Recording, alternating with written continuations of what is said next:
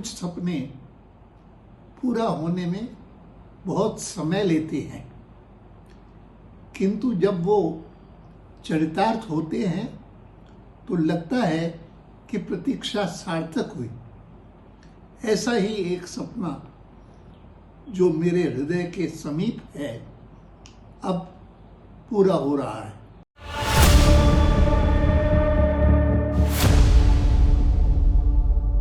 मंदिर वहीं बनाएंगे, उसको कौन रोकेगा? बीच में मत पड़ो, रास्ते में मत आओ। ये ब्लैक एंड व्हाइट तस्वीरें वर्ष 1990 में लाल कृष्ण आडवाणी की उस ऐतिहासिक रथ यात्रा की हैं, जिसकी शुरुआत 25 सितंबर को गुजरात के सोमनाथ से हुई थी और 30 अक्टूबर 1990 को इस रथ को अयोध्या पहुंचना था। रथ पर आडवाणी के दूत बनकर सवार लोगों में प्रमोद महाजन और नरेंद्र मोदी जैसे नेता भी थे। स्वतंत्र भारत के इतिहास में सड़कों पर ऐसी भीड़ कभी नहीं दिखी थी जो राम मंदिर निर्माण के लिए निकाली गई इस रथ यात्रा में उमड़ रही थी। राम मंदिर के नारे जन जन की जुबान से निकलकर गांव, गली, कस्बे, मोहल्लों में गूंज रहे थे। महिलाएं घर से निकलकर रथ की पूजा करती थीं, जल चढ़ाती थीं। रास्ते की जिस मिट्टी को छूकर रथ का पहिया निकलता था, उस मिट्टी को लोग माथे पर लगाते थे। भारतीय जनता पार्टी, कांग्रेस से लेकर राजनीति और समाज शास्त्र के बड़े बड़े एक्सपर्ट के लिए ये दृश्य चमत्कार की तरह थे। खुद आडवाणी भी ये सब देखकर हैरान थे। जैसे जैसे रथ यात्रा आगे बढ़ रही थी, भीड़ भी बढ़ती जा रही थी। एक दिन में 300 किलोमीटर तक की दूरी तय की जाती थी। हर दिन 20 से 25 सभाएं होती थी और आडवाणी के भाषण 5-5 मिनट के होते थे। यात्रा रात को चाहे जितनी देर तक चले, लेकिन रोज सुबह 10 बजे यात्रा शुरू हो जाती थी। रथ यात्रा के दौरान आडवाणी कई बड़ी सभाओं को भी संबोधित करते थे। इन सभाओं में उन्हें सुनने के लिए हजारों लोग जुटते थे। सोमनाथ से चला है और जिसने मन में संकल्प किया हुआ है कि 30 अक्टूबर को वहां पर पहुंच करके कार सेवा करेंगे और मंदिर वहीं बनाएंगे, उसको कौन रोकेगा? लालकृष्ण आडवाणी ने पूरे समर्पण के साथ राम मंदिर आंदोलन को शुरू किया, आगे बढ़ाया और राम मंदिर आंदोलन को जन आंदोलन में तब्दील कर दिया। और जब से इस आंदोलन की शुरुआत हुई, उसके बाद से अब तक अयोध्या ने कई उतार चढ़ाव देखे, लेकिन इस दौरान लालकृष्ण आडवाणी ने कभी हिम्मत नहीं हारी। और अब जब राम मंदिर का भव्य निर्माण पूरा हो रहा है, तो इसे लालकृष्ण आडवाणी के जीवन का सबसे बड़ा सपना पूरा होने जैसा माना जा सकता है। मंदिर का सपना साकार करने के लिए लंबा संघर्ष करना पड़ा और जब सफलता मिली है तो हर राम भक्त आनंदित है। इस मौके पर आडवाणी ने आंदोलन में शामिल तमाम लोगों को याद किया है। लालकृष्ण आडवाणी ने लिखा, मैं प्रफुल्लित हूँ कि हम श्री राम की जन्मस्थली अयोध्या में एक भव्य श्री राम मंदिर बनाने के मेरे सबसे प्रिय सपने को साकार होता देखने वाले हैं। 22 जनवरी 2024 को प्रधानमंत्री नरेंद्र मोदी अयोध्या के दिव्य मंदिर में श्री राम के विग्रह की प्राण प्रतिष्ठा करेंगे। मैं धन्य हूँ कि मैं अपने जीवन काल में इस ऐतिहासिक क्षण का साक्षी बनूंगा। जिसने मन में संकल्प किया हुआ है कि 30 अक्टूबर को वहां पर पहुंच करके कार सेवा करेंगे और मंदिर वहीं बनाएंगे, उसको कौन रोकेगा? एक तरफ तो हमने जनता को वादा किया है कि हम मंदिर निर्माण के रास्ते में जितनी बाधाएं हैं वे सब दूर करेंगे और जनता की इस इच्छा को पूरा होने का पूरा अवसर दे कि राम जन्म स्थान पर मंदिर बने। श्री राम जन्मभूमि पर श्री राम के भव्य मंदिर का निर्माण भारतीय जनता पार्टी का एक स्वप्न रहा है और मिशन भी। मैं विनम्रता का अनुभव करता हूं कि नियति ने मुझे वर्ष 1990 में राम जन्मभूमि आंदोलन के दौरान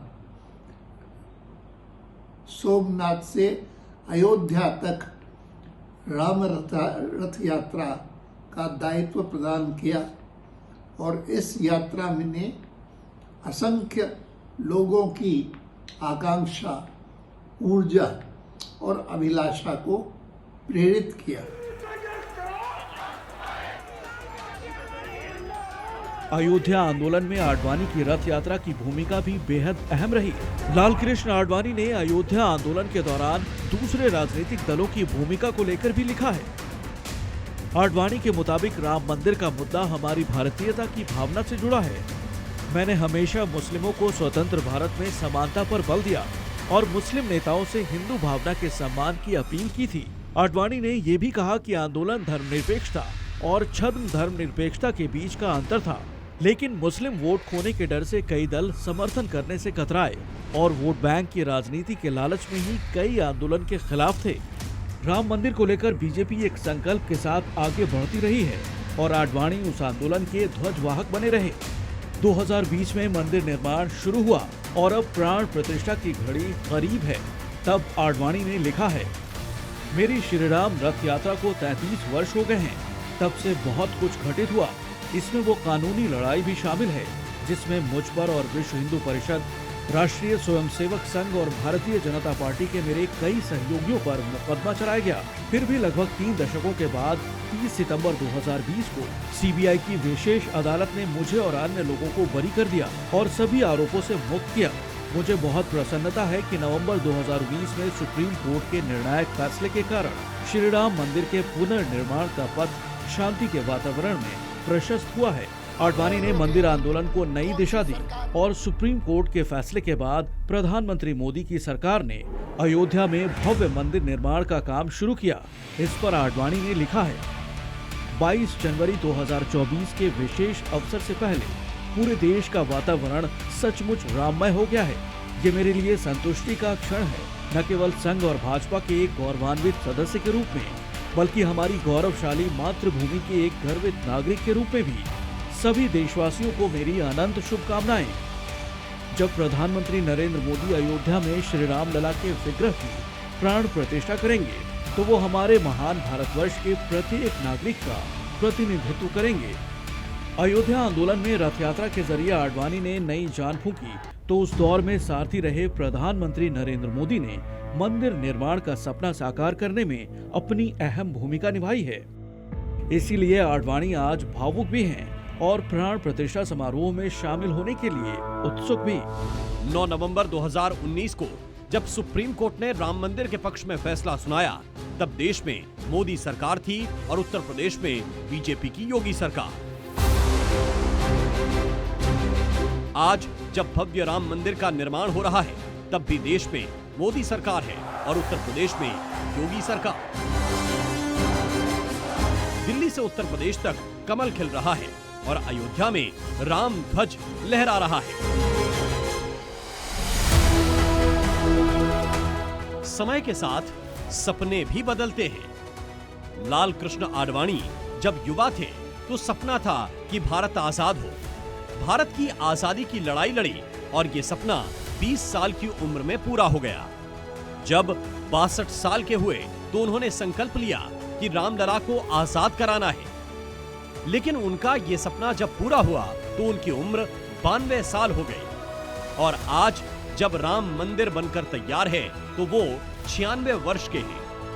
वो खुश हैं कि जिन रामलला के लिए उन्होंने रथ यात्रा निकाली, 2 बार जेल गए, वो रामलला आज अपनी जन्मभूमि पर बने भव्य मंदिर में विराजमान हो रहे हैं। श्री राम का आशीर्वाद भारत और भारतवासियों को सदैव प्राप्त हो, यही मेरी कामना है।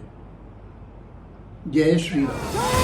जहाँ राम का जन्म हुआ था मंदिर वही बनाएंगे। जहाँ राम का जन्म हुआ था मंदिर वही बनाएंगे। जय श्री राम।